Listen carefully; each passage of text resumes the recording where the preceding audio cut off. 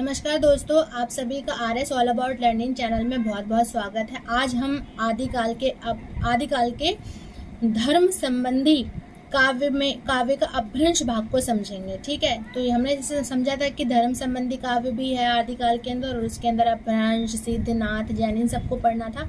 तो इन चारों में से आज हम सबसे पहला उठाएंगे, वो है अपभ्रंश साहित्य। अपभ्रंश साहित्य की जो शुरुआत होती है वो 6वीं सदी से होती है और इसके अंदर हमें जितना कुछ जानने की जरूरत नहीं है, बस हम इसमें कवि और रचनाकारों को ही याद करेंगे। मैं आपको यहाँ पे कोई डिटेल में वीडियो नहीं दूंगी, लेकिन मैं जितना भी आपको समझाऊंगी, जितनी भी चीज़ें मैं आपके आगे प्रस्तुत करूंगी, आप यकीन मानिए आपके पेपर में कहीं ना कहीं इन चीज़ों को जरूर पूछा जाता है। कोई भी चीज़ ऐसी फालतू की नहीं होगी और हम यहाँ पे ट्रिक के माध्यम से सीखेंगे। ठीक है, तो ये वीडियो आपके लिए सच में लाभदायक सिद्ध हो सकती है। तो चलिए स्टार्ट करते हैं। देखिए, अपभ्रंश साहित्य की शुरुआत 6वीं सदी से हो गई। इसमें जो कवि को हम पढ़ेंगे, देखिए इसमें जो कवि आते हैं वो 6 आते हैं मुख्य तौर पे, जैसे कि जोयेंदु, स्वयंभू, पुष्पदंत, मुनिराम, अब्दुल रहमान और कौन आया, और आया इसमें लास्ट में जिनदत्त सूरी, यानी ये 6 कवि हैं। ठीक है, तो जो ये जो 6 कवि हैं, इनको मैंने तो बड़े ही क्रम से आपको अच्छे से समझा दिया। ठीक, लेकिन सभी के लिए तो ये याद करना आसान नहीं है। आप इसको ऐसे क्रम से ही याद करिए। मान लीजिए कि आपको इनकी सन याद नहीं है, सदी याद नहीं है कि किस सदी में कौन आया है। ठीक है, लेकिन अगर आपको कोई भी चीज़ क्रम से याद है तो आप उसको पेपर में आराम से लगा सकते हैं क्वेश्चन। तो मैंने जैसे आपको समझाया कौन कौन है, जोयेंदु, स्वयंभू, पुष्पदंत, ठीक, मुनिराम सिंह, अब्दुल रहमान और जिनदत्त सूरी। अब इसको कैसे याद किया वो मैंने एक ट्रिक के माध्यम से याद किया। अब मैं आपको ट्रिक भी बताती हूँ, चलिए ट्रिक देखते हैं। तो देखिए, अब हम चार्ट के माध्यम से ही समझ लेते हैं। जैसे कि मैंने आपको बताया कि आदिकाल खंड को पढ़ रहे हैं, इसमें हम धर्म संबंधी काव्य को पढ़ रहे हैं और इसमें जो हमने उठाया है, सबसे पहले हमने उठाया है अपभ्रंश को। ठीक है, अपभ्रंश साहित्य को। अपभ्रंश साहित्य जो है वह 6वीं सदी से आया, 6वीं सदी से। राइटिंग को थोड़ा मैनेज कर लेना। 6वीं सदी में अपभ्रंश साहित्य में जो कवि आए उनके नाम मैंने आपको पहले ही बता दिए। अब चलिए देखते हैं इसको ट्रिक के माध्यम से। जैसे मैंने कवि को जो नाम बताया, सबसे पहले देखते हैं कौन आता है। जोयेंदु, स्वयंभू, पुष्पदंत, मुनिराम सिंह, ठीक है, मुनिराम सिंह, अब्दुल रहमान, ठीक है, और अंत में क्या है, जिनदत्त सूरी। ठीक है, जिनदत्त सूरी। अब देखिए, हमने जो इनको जो है इनकी समय सीमा के अनुसार, यानी इनकी जो रचनाएं लिखी गई हैं, जिस समय में लिखी गई हैं, यानी जैसे जोयेंदु के बाद स्वयंभू ने लिखा, फिर पुष्पदंत ने लिखा, इस हिसाब से हमने इसको सीक्वेंस में पहले ही लगा दिया। अगर आप इसको जोयेंदु, स्वयंभू, पुष्पदंत, मुनिराम सिंह, अब्दुल रहमान, जिनदत्त सूरी, इस तरीके से अगर आप इसको याद कर लेते हैं सीक्वेंस से, तो आपको उसकी सन याद करने की जरूरत ही नहीं, क्योंकि आप इसको ऐसे ही इसको क्रम में लगा सकते हैं। अब देखिए, इसको किस तरीके से याद कर सकते हैं। तो मैंने इसकी ट्रिक बनाई है, जिसको हम लिखेंगे। ट्रिक क्या है कि आपको बस थोड़ी सी 2 लाइनें याद रखनी है कि अपभ्रंश में जो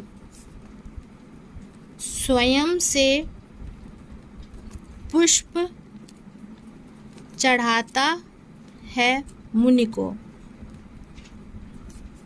वह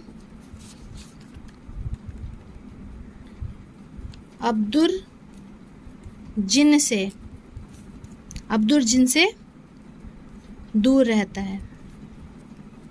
ट्रिक क्या है, अपभ्रंश में जो स्वयं से पुष्प चढ़ाता है मुनि को, मुनि यानी मुनि समझ रहे ना, साधु संत, मुनि को, वह अब्दुल जिन से, जिन कौन होता है, मुसलमानों में जिन होता है ना, जादू है जिन का, एक नाटक भी आता है तो जिन से वह दूर रहता है, अब्दुल जिन से वह दूर रहता है। अब देखिए, आप कहेंगे इसमें क्या ट्रिक है। अब देखिए, इसी में तो ट्रिक है।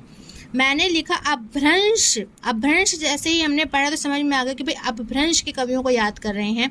अपभ्रंश में जो से जोयेंदु, स्वयं से स्वयंभू,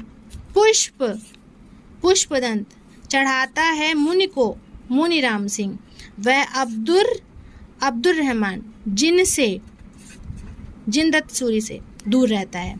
ठीक है, यही आपकी ट्रिक है। आप इसको दो बार पढ़ेंगे, दोनों बार आप तो आपको उसके बाद अच्छे से याद हो जाएगा कि अपभ्रंश में जो स्वयं से पुष्प चढ़ाता है मुनि को, वह अब्दुल जिनसे दूर रहता है। जोयेंदु, स्वयंभु, पुष्पदंत, मुनिराम सिंह, अब्दुल रहमान, जिनदत्त सूरी, यही 6 कवि इनके अंदर आपको पढ़ने और इनकी रचनाएं पढ़नी है। अब देखिए इनकी रचनाएं क्या हैं। इनकी रचनाएं, जोयेंदु की रचना है पहली परमात्मा प्रकाश। ठीक है, कौन सी है? परमात्मा प्रकाश। और दूसरी कौन सी है? योग सार। मैं आपको सिर्फ गिनी चुनी ही इनमें बताऊंगी, लेकिन ये है कि ये जितनी भी गिनी चुनी मैं आपको बताऊंगी कहीं ना कहीं आपके पेपर में जरूर पूछता है। तो जोयेंदु की पहली हो गई परमात्मा प्रकाश, दूसरी हो गई योग सार। परमात्मा प्रकाश, अब देखिए जो जोयेंदु है ना, वो परमात्मा के प्रकाश की कामना करता है, तो वही परमात्मा का प्रकाश कैसे मिलेगा? तो इसलिए वो योग करने लग गया, यानी योग के माध्यम से परमात्मा प्रकाश प्राप्त कर लेगा। तो जोयेंदु ने क्या किया? परमात्मा प्रकाश से करने के लिए योग सार, तो परमात्मा प्रकाश योग सार। अब देखिए स्वयंभू की याद कर लीजिए। स्वयंभू की तो एक आपको ऐसे याद हो जाएगी, वो है स्वयंभू छंद। पहले जो इनके क्या है? स्वयंभू छंद। पौम चरयू। अब देखिए जो पौम चरयू है ना, तो इसमें ये जो है ये राम भगवान के ऊपर लिखी गई है। पौम चरयू राम भगवान के ऊपर लिखी गई है और ये बहुत ही ज़्यादा महत्वपूर्ण है, ये अक्सर पूछता है। स्वयंभू छंद से तो आपको याद होगा स्वयंभू छंद, पौम चरयू, फिर है रिठेनिमिचर्या। ठीक है, रिठेनिमिचर्या और हरिवंश पुराण। ठीक है, हरिवंश पुराण। अब इसको याद कर सकते हैं, 2-3 बार पढ़ेंगे तो आपको आराम से याद आ जाएगा। जैसे क्या? स्वयंभू छंद, स्वयंभू का स्वयंभू छंद पकड़ लिया। पौम चरयू, ठीक है, पौम चरयू, रिठेनिमिचर्या, हरिवंश पुराण। चलिए पुष्पदंत। अब देखिए पुष्पदंत की कुछ कविताएं, मतलब कुछ रचनाएं हैं, कैसे हैं। सबसे पहले इसको कोई सीक्वेंस में याद करने की जरूरत नहीं, इनको तो आप कैसे भी याद कर सकते हैं। सिर्फ जो सीक्वेंस में आपको याद जो करना था वो ये है, जो इंदु स्वयंभू पुष्प मुनिराम, इनको करना था, इसीलिए मैंने आपको इनकी ट्रिक पहले ही बता दी। अब मैं इनकी सिर्फ आपको रचनाएं बता रही हूँ, आप उसको उल्टा पुल्टा कैसे भी याद कर सकते हैं। मैंने इसको पहले पढ़ ले, फिर इसको पहले पढ़ ले, कैसे भी। अब पुष्पदंत में देखिए, जो पुष्पदंत में पहली जो इनकी रचना रही है वो है जसहर चरयू। ठीक है, जसहर चरयू। और फिर क्या है? नाग कुमार चरयू, नाग कुमार चरयू। रणय क्या है कि रणय पुराण, रणय पुराण। आदि पुराण, उत्तर पुराण। ठीक है, आदि पुराण, उत्तर पुराण। और जब ये सारी चीजें हो जाएंगी तो फिर क्या होगा? फिर उसको अंत में क्या होगी? जय प्राप्त होगी। जय, जय कुमार चरयू, जय कुमार चरयू। और फिर अंत में जो उन्होंने लिखी है वो लिखी है इन्होंने 63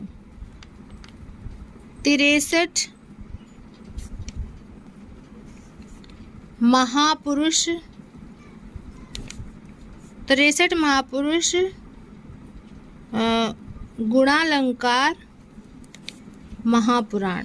ये पूरा नाम है एक ही, ये पूरा एक ही नाम है। अब देखिए आप इसको कैसे याद कर सकते हैं। पुष्पदंत, देखो जब क्या मतलब आप ऐसा मान ले कि जब पुष्प होगा ना तो पुष्प से जहर, जसहर को आप जहर समझ रहे, पुष्प से जहर उतरेगा, तो पुष्प से जहर उतरेगा तो पहला क्या होगा? जसहर चरयू। जहर किसका उतरेगा? नाग का, तो नाग कुमार चरयू। फिर उसके बाद ये तो आप सीक्वेंस में याद कर लीजिए, रणय पुराण, आदि पुराण, उत्तर पुराण। ठीक है, उसके बाद क्या होगा? लास्ट में जय हो जाएगी उसकी, जय कुमार चरयू। और जब जय हो जाएगी तो फिर उसके 63 महापुरुष उसके गुणों के बारे में लिखेंगे, 63 महापुरुष गुणों के बारे में लिखेंगे। तो आप समझ गए कि पुष्पदंत का यानी कि पुष्प से जहर उतरेगा, जय जसहर चरयू, जहर उतरेगा नाग का, नाग कुमार चरयू। फिर नए पुराण, आदि पुराण, उत्तर पुराण, ये सारी चीज़ें जो हैं ये रची जाएंगी। फिर क्या होगा? अंत में उसका जय हो जाएगी, जय कुमार चरयू। और फिर जब जय होने के बाद उसके उसके गुणों का अलंकार किया जाएगा, यानी कितने में? वो भी 63 महापुरुष गुणालंकार। अब देखिए एक क्वेश्चन ऐसा भी पूछता है कि भाई जो ऐसा कौन सा कवि रहा है जिसने मतलब गुणालंकारों की बात की है, तो कौन सा हो गया ये? पुष्पदंती हो गए है ना, इस तरीके का हो गया। अब देखिए मुनीराम सिंह, मुनीराम सिंह का क्या है कि मुनीराम सिंह का सिर्फ है क्या? पाहुण दोहा, पाहुण दोहा, ठीक है। मुनीराम सिंह का क्या है? पाहुण दोहा। अब देखो इसको कैसे याद कर सकते हैं? मुनि जो होते हैं वो किसी के भी घर में जब अगर आते हैं तो एक मुनि, एक पाहुण, गांव में कहते हैं ना पाहुण, आप पाहुण को पाहुण याद कर सकते हैं। पाहुण, पाहुण मतलब क्या होता है? मेहमान। तो जो मुनि होते हैं वो एक मेहमान के रूप में है, एक तरीके से पाहुण के रूप में है, तो आपने बोल दिया पाहुण, पाहुण दोहा, ये याद हो जाएगा। अब देखिए अब्दुल रहमान, अब्दुल रहमान का क्या है? अब्दुल रहमान ने जो लिखा है वह लिखा है उन्होंने संदेश रासक, संदेश रासक, संदेश रासक लिखा। और ये कौन सी भाषा में लिखा है? तो देशी भाषा में, देसी भाषा में, ठीक है। कैसी भाषा में? देशी भाषा में। अब देखो अब्दुल रहमान जो है ना, ये पहले ऐसे मतलब आदिकाल में ये पहले ऐसे कवि रहे हैं जो मुसलमान होने के बाद भी उन्होंने देसी भाषा में पहला कोई ऐसा उन्होंने रचना लिखी, यानी संदेश रासक उन्होंने लिखा। अब जिनदत्त सूरी का, जिनदत्त सूरी का कैसे याद कर सकते हैं? इसका पहले तो देख लो क्या है ये। इन्होंने लिखा उपदेश रसायन रास, उपदेश रसायन रास। अब आप इसको ऐसे याद कर सकते हैं कि भाई जो जिन है ना वो रसायन पीता है, जिन क्या पीता है? रसायन पीता है। तो जिनदत्त सूरी का उपदेश रसायन रास। तो ये जो थी ये कवि थे, वास्तव में इनको याद करना था सीक्वेंस में, इसलिए मैंने आपको इनकी ट्रिक दे दी। और ये तो मैंने आपको बताई थी आप कैसे इसको थोड़ा बहुत करके लिंक करके पढ़ सकते हैं और आपको आसानी से समझ भी आ जाएगा। तो यहीं पे हमारा अपभ्रंश साहित्य के जितने कवि हैं और उनकी जो रचनाएं हैं वो हमने सब याद कर लिया है। मैं ट्रिक के माध्यम से आपको कवि के क्रम भी याद करवा दिए हैं और जितना हो सका मेरे से मैंने आपको उनकी रचनाओं को भी कैसे उसको लिंक करके याद कर सकते ये भी आपको समझा दिया है। तो अगली कक्षा में कक्षा तो नहीं, अगली वीडियो में हम जो पढ़ेंगे वो हम धर्म संबंधी काव्य से आगे जो आता है, यानी क्या आता है? रासो संबंधी काव्य, तो उसके कवि और उनके रचनाओं को हम समझेंगे। तब तक के लिए नमस्कार। और अगर वीडियो सही लगे तो आप सब्सक्राइब कर सकते हैं, लाइक कर सकते हैं, इससे मुझे ही मोटिवेशन मिलेगा।